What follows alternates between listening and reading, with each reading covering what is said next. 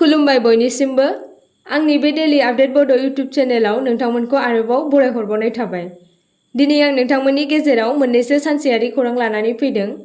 आं आसा खालामो नोंथांमोना भिडिअखौ जोबजासिम नायलांगोन आरो लोगोसे चेनेलखौ साबस्क्राइब खालामनानै लागोन। दिनैनि गिबिसिन खौराङाव दङ एबसुआ गोदान दिल्लीयाव मिरुनि नखर मन्थ्रि अमित शाहखौ लोगो हमनानै माखासे गोनांथार आयदानि सायाव सावरायदों। मिरु एबसुनि मोनसे थान्दै हान्जाया पार्लियामेन्ट हाउसआव भारतनि नखर मन्थ्रि अमित शाहखौ लोगो हमनानै बिटिआर गोरोबथानि दफाफोरखौ दाबि खालामनानै मावफुंनायजों लोगोसे माखासे गोनांथार आयदानि सायाव सावरायहैदों।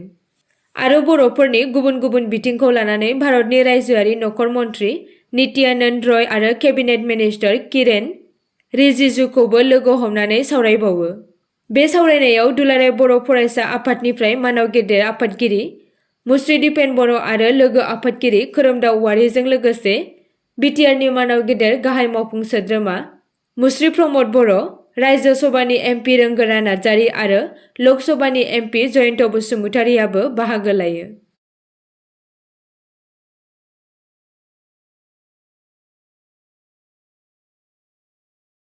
बोसोरसालिया जथुम्मानि गेवलां मेलाव भारतनि मानगोनां नखर मन्थ्रि अमित शाहखौ गाहाय आलासि महरै हांख्रायनाय आरो गोदान दिल्लीयाव गुबुन गुबुन गेदेमा सुबुंफोरनि मुङै लामा आरो फ्लाइअभारनि मुंखौ दोननाय बायदिनो बड'फाखौ मान होनानै बड'फा उपेन्द्रनाथ ब्रह्मनि मुङै लामा नङाबा फ्लाइअभारनि मुंखौ गोदान दिल्लीयाव मोनसे दोननांगौ। आरोबाव बिटिआर गोरोबथानि दफा 4.3 बायदियै बिटिआरजों लोगोसे सा सानजा भारतआव थानाय 6थि फारिलाइ एबा 6 शेड्युल ओनसोलाव मिरु सोरखारनिफ्राय थोंजोङै रां दैथायहरनाय आरो बिटिआर गोरोबथायाव दफा लाबोखानाय बायदियै कार्बि आलंआव थानाय बर'फोरखौ हाजोआरि मोनथाय एबा एसटि हिल्सखौ थाबैनो मावफुंनानै होनाय। बेफोर गोनांथार आयदाफोरखौ लानानै एबसुआ गोदान दिल्लीयाव भारतनि नखर मन्थ्रि अमित शाहखौ लोगो हमनानै सावरायदों। नैथि खौराङाव दङ आसामनि काजिरङायाव दावबायारिफोरनि हाबफैनायखौ बांनाय नुनो मोन्दों। काजिरङा नेशनेल पार्क, जाय इउनेस्क'नि वर्ल्ड हेरिटेज साइट, थांनाय मास मोननैनि गेजेराव दावबायारिफोरनि बांनायखौ नुनो मोननो हादों। अक्ट'बर आरो नबेम्बराव गासै 81,068 सुबुंफोरा पार्कआव दावबायहैदों, जाय ओनसोलारि आरो गुबुन हादोरारि दावबायारिफोरनि गेजेराव पार्कनि बांलांनाय मुंदांखाखौ दिन्थियो। बिनि गेजेराव 3,425 दावबायारिफोरा गुबुन हादोरनिफ्राय फैदोंमोन। बिनि फिथाइ महरै गोबां खाजोना मोननो हादों। 1,46,60,085 रां आरजिनो हादों। अक्ट'बर आरो नबेम्बरनि गेजेराव दावबायारिफोरनि अनजिमाया 29,579 निफ्राय 51,489 सिम बांदोंमोन, जाय दावबायारिफोरनि अनजिमाया मख'जाथाव बांनायखौ दिन्थियो। बिनि खावसे जाहोना जादों मैदेर साफारिफोर जागायजेन्नाय, जाय बैयाव फैनाय दावबायारिफोरनि थाखाय मोनसे गिदिर गोसो बोनो हानाय जाबाय। गोबाङानो बायदि रोखोमनि हाग्रानि जिब जुनारफोर, गुबैयै थसे गं गोनां गान्दा, मोसा आरो मैदेरफोरखौ नुनानै जोबोद गोजोननाय मोन्दों। पार्कआव दावबायारिफोर दावफोरा मोनसे समायना महरखौ दाजाबदेरदोंमोन। पार्कनि दैब'फोरखौ समायना खालामग्रा बे दावफोरा नायनो थाखाय मोनसे नायथावना नुथाय जानो थांगासिनो दङ, जाय दिसेम्बरनि गासै दानावनो सुबुंफोरखौ गोसो बोनो थांगासिनो दङ। थामथि खौराङाव दङ साब्रै रां दाबिग्रा दुथांफोरा टंला पुलिसनि आखायाव। बड'लेण्ड लिबारेल टाइगार फर्सनि मुं लानानै सरखारि मावख'गिरिफोरनाव रां दाबिनानै जोबथायाव साब्रै दुथांफोरा पुलिसनि आखायाव। टंला पुलिस थानायाव सासे सरखारि मावख'गिरिया रां दाबि जानायनि अजद होनायनि उनाव टंला पुलिस क्राइम ब्रान्चआ गोख्रों नायबिजिरनायखौ जागायो आरो बे टंला पुलिस क्राइम ब्रान्चआ गोख्रों नायबिजिरनायावनो साब्रै दुथांफोरखौ हमनो हायो। लोगोसे बे हमजानाय साब्रै दुथां सुबुंफोरनि मुङानो जादों दावहारु बर', गकुल बसुमतारि, अख्रां बसुमतारि, बुद्धदेब दैमारि। मिथिनो मोनबावनाय बायदिब्ला बड'लेण्ड लिबारेल टाइगार फर्सनि मुं लानानै सोरखारि मावख'गिरिनाव रां दाबिदोंमोन बिसोर साब्रै दुथांफोरा। मख'नो गोनांदि हमजानाय दायनिगिरिफोरनि गेजेराव गकुल बसुमतारिया जिल्ला मेजिस्ट्रेटआव 3rd ग्रेडनि मावख'गिरिमोन होनना मिथिनो मोन्दों। ब्रैथि खौराङाव दङ बेरामि सुबुंफोरनो राङारि अनसुंथाइनि चेक राननानै होदों। लेङाइ गाहाय मावफुं सोद्रोमा गबिन्द चन्द्र बसुमतारिनि मोनसे बाख्नायजाथाव हाबा। बिटिआर हालामाव राव दोहोरोम हारि बासियालासे खौसेथि जौगाथाय मोन्थोरखौ लानानै खुंथाइ गोहोआव सोलिफु सोरखार खुंबाय थानाय बिटिसिनि गाहाय मावफुं सोद्रोमा प्रमद बर' आरो लेङाइ गाहाय मावफुं सोद्रोमा गबिन्द चन्द्र बसुमतारिनि दैदेननायाव सरकारनि हाबाफारि मावनाया बे समाव थाद'नाय गैयै सोलिबाय थानायखौ नुनो मोननाय जादों। उदालगुरि सोहोरनि मनिटरिं मावख'आव फिन मोनसे सानसेनि हाबाफारि लानायनि गेजेरजों बिटिआरनि लेङाइ गाहाय मावफुं सोद्रोमा गबिन्द चन्द्र बसुमतारीनि नुजाथिनायाव 46 नं उदालगुरि बिधान सभा बियाबनि सा 369 बेरामि सुबुंफोरनो गिबि मन्थ्रि रिलिफ फान्डनि गेजेरजों राङारि अनसुंथाइनि चेक राननानै होदों। बिटिआरनि लेङाइ गाहाय मावफुं सोद्रोमा गबिन्द चन्द्र बसुमतारीया। बाथि खौराङाव दङ बिश्वनाथ जिल्लानि गथ'फोरखौ अरुणाचलाव हाजिरा मावग्रा महरै फानदों। आसामनि बिश्वनाथ जिल्लायाव मोनसे गोथौवै जेंना गोनां थासारि नुजाथिदों, जेराव नसुंसेनि अरुणाचल प्रदेशआव गोबां गथ'साफोरखौ गथ'सा मावग्रा महरै सोबख'नाय जादों। रिपर्टनि बायदिब्ला बे जेंनाया जुनियायै राङारि जेंनाया बिमा-बिफाखौ राङारि मुलाम्फानि बदलै गावसोरनि गथ'फोरखौ अरुणाचलाव हाजिरा मावग्रा महरै फानदों। बिसोरनि गेजेराव गोबां गथ'फोरा राजथावनि इटानगराव खामानि मावो, जाय गोब्राब थासारियाव सोबख'जायो। गथ'सा रैखाथि आफादनि सोद्रोमा जयन्त शर्माया गिख्रंथाव सैथोखौ रोखा खालामनानै बुंदों। बिश्वनाथ जिल्लानि गोबां गथ'फोरखौ बिथांमोननि नखरफोरा इटानगराव हाजिरा मावनो थिनहरो। जेब्ला खेबसे बिसोरो गुबुननि सिङाव खामानि मावनो जागायो, अब्ला बिसोरखौ रैखा खालामनाया जोबोद गोब्राब जायो। ओनसोलारि बिबानगिरिफोरा ओनसोलाव बादाफोरनि गेजेरजों गथ'सा मावथिनि सोमोन्दै सांग्रांथि लाबोनो नाजासेयावबो गथ'फोरखौ दैथायहरनायनि अनजिमाया साननो गोनां।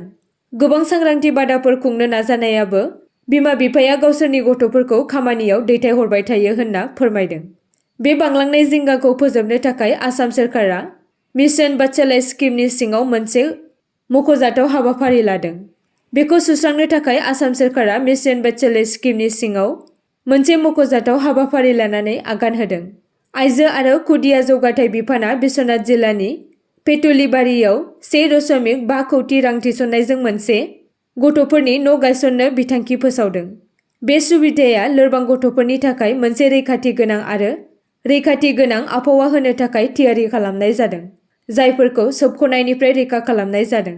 गथ'फोरनि न'नि अन्थाइ खाम्फा गायसननाय हाबाफारिनि समाव आयेन दागिरि प्रमद बरठाकुर गाहाय आलासिया बे गथ'फोरनि इयुननि थाखाय मिजिं थिदोंमोन आरो बिथाङा बुंदोंमोन, बियो सोरखारनि मिशन बात्सालाय बिथांखिनि सिङाव मोनसे गिदिर मावथांखि।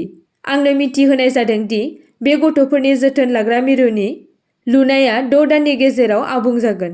खेबसे जागायजेननायनि उनाव बियो बै गथ'फोरनो थाग्रा खुलि, जाग्रा आदार आरो न्याय होगोन, जायफोरखौ सोबख'नाय जादोंमोन। 6थि खौराङाव दङ आसाम सोरखारा गासै 35 जिल्लाफोरनि 44,000 फरायसालिफोरखौ लाफानानै जानुवारियाव गुणोत्सव 2025 खौ जागायगोन। आसाम सोरखारा फैगौ बोसोरनि जानुवारियाव फरायसालि सोलोंथाइनि गुनखौ बिजिरनो थाखाय बोसोरारि रायजोनाङै हाबाफारि 2025 मायथाइनि गुणोत्सव जागायनो थियारि जादों। मोनसे मावख'आरि बिबुंथिनि बायदिब्ला बे हाबाफारिया गासै 35 जिल्लाफोरनि 44,000 नि बांसिन फरायसालिफोरखौ लाफागोन।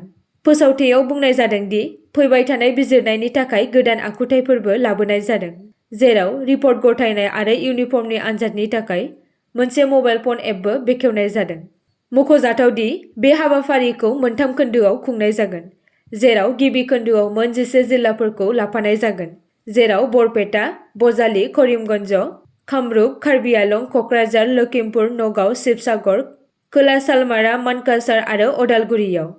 नैथि खोन्दोआव बाक्सा, चिरां, चराइदेव, धेमाजि, धुबुरी, गलाघाट, हेलाकान्दि, हजाइ, जरहाट, कामरुप, सनितपुर, तामुलपुर, तिनिसुकिया आरो सोनाब कार्बि आंलंफोर दङ।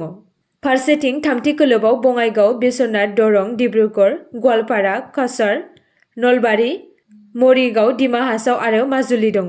फोसावथायाव बेखौबो फोरमायनाय जादों दि बे खामानिखौ सोरखारि प्रभिन्सियेलाइज साहा बागान मडेल फरायसालि, कस्तुरबा गान्धी बालिका बिद्यालय, नेताजी सुभाष चन्द्र बस आवासीय बिद्यालय, आदर्श बिद्यालय आरो साहा बागानजों सामलायजानाय फरायसालिफोराव खालामनाय जागोन। बिबुंथियाव बुंबावनाय जादों दि थाखो 1 निफ्राय 9 थाखोसिम गासै 39,65,081 फरायसाफोरा बे हाबाफारिनि सिङाव फैगोन सामलायजानाय फरायसालिफोराव खालामनाय जागोन। आबादारिफोरा एमएसपिखौ लानानै गोदान दिल्लीसिम हानजा सुरदों। मैया आबादारिफोरनि दैदेननायाव सानजौफुआव हादोरारि राजथावनिसिम मोनसे हानजा सुरनाय हाबाफारि लादोंमोन। बाङाइसिन हेफाजाबाव बेसेननि थाखाय आयेनारि गेरेन्टि दाबि खालामनाय आरो गुबुन गोबाव समनि जेंनाफोरखौ सुस्रांनो थाखाय पान्जाब हारियाना सिमायाव बे हेंथाया सोमजिदोंमोन। पुलिसजों दाङाबाजि जानायनि उनाव हरखाबै बे हेंथा दिन्थिफुंनायखौ दोनथ'नाय जादोंमोन। आबादारिफोरनि दैदेनगिरिफोरनि बायदिब्ला पुलिसआ आबादारिफोरनि लामाखौ होबथानो थाखाय स्मक ग्रेनेड गुलि गावदोंमोन, जेराव 2 गोब्राब जोखोम जानायजों लोगोसे 9 सुबुंफोरा जोखोम जादोंमोन। सामयुक्ता किसान मर्चा आरो किसान मजदुर मिर्चाजों खुंजानाय बे हेंथा दिन्थिफुंनायनि थांखिया एमएसपिनि आयेनारि बानस'नाय, दाहार रेहाय होनाय आरो बांलांनाय मोब्लिबनि बेसेननिफ्राय रैखाथिनि थाखाय सोरखारखौ नारसिननायमोन। पुलिसआ जोंनि बेरेखायै गावसोरनि आबुं गोहोखौ बाहायनानै बे हेंथाखौ बन्द' खालामदोंमोन आरो बे दाङाबाजिया साम्बुनि खाथियाव हायुङारि राजा लामाया 44 आव जादोंमोन। आसा खालामो नोंथांमोना भिडिअखौ नायनानै मोजां मोनगोन आरो चेनेलखौ लाइक आरो साबस्क्राइब खालामनानै लागोन।